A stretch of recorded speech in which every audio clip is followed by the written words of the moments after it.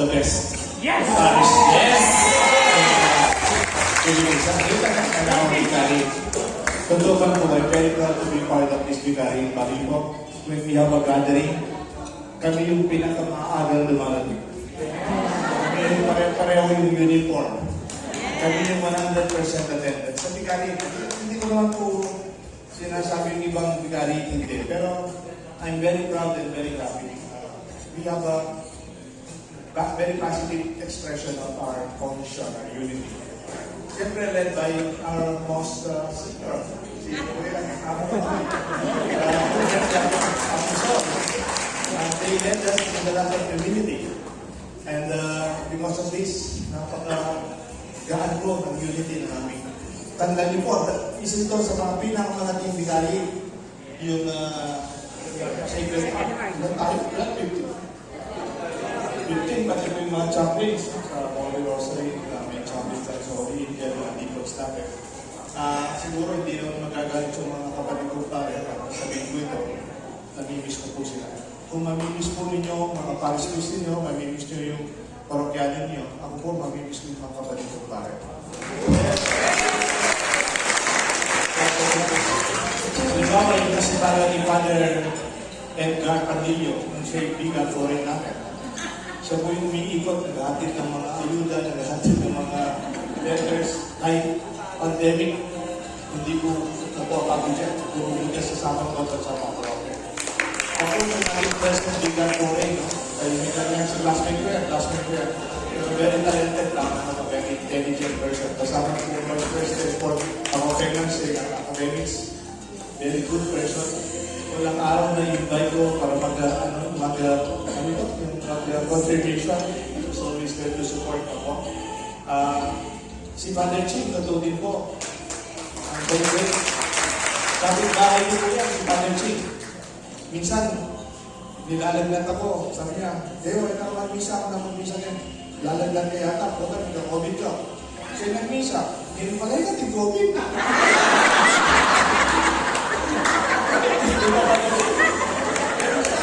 Ganun siya kabayan, dito mo. Kasi nag-touch ko. Kasi, hindi na nakaka-COVID.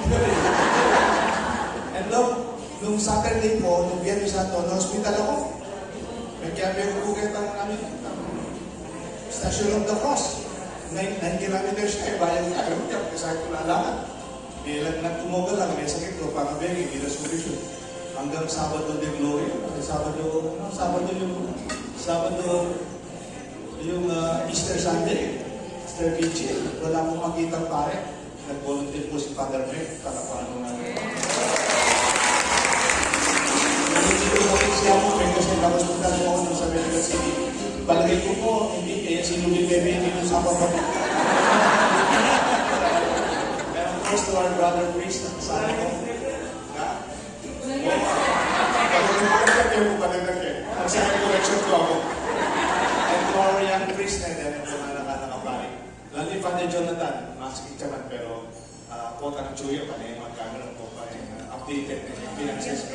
And kaya marunong mayabang, may sobrang kaya pa kaya finances. Kaya kami pagyabi-yabi, mag-contribute kami po, kaya mamang kaya po ka rin restaurant at kaya mo sa team. Pero we never asked for that. We always contributed very generously. Sabi mo po kaya yung alam ko may problema kayo ng relationship na ay kung may ka-issue o may ka-illegal, kulit po nung nikakalugod kami, ikay kami na kanini.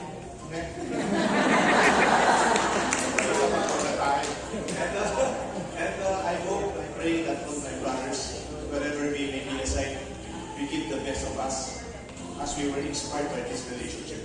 Ang ilapit ko po ngayon kasi alam ko swelo, mo po relationship po of priest and parishioners and parishes is a beautiful brotherhood of priest, which is also witnessing. Napansin niyo po, kung may positive yung panyabyan nyo lang din eh. Huwag ang magyana ba? Isa may tanong na ito to. Isa may tanong po ito. Pero we are inspired to do because of our brotherhood. We see that the spirituality of the apostles ko, the discipleship of brothers, and every po I'm very proud of. Pagpapantalo ko rin.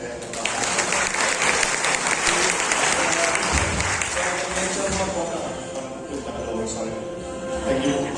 Once again, isang malakas na palakpakan para sa ating mga pare dito sa Vicary of the Sacred Heart.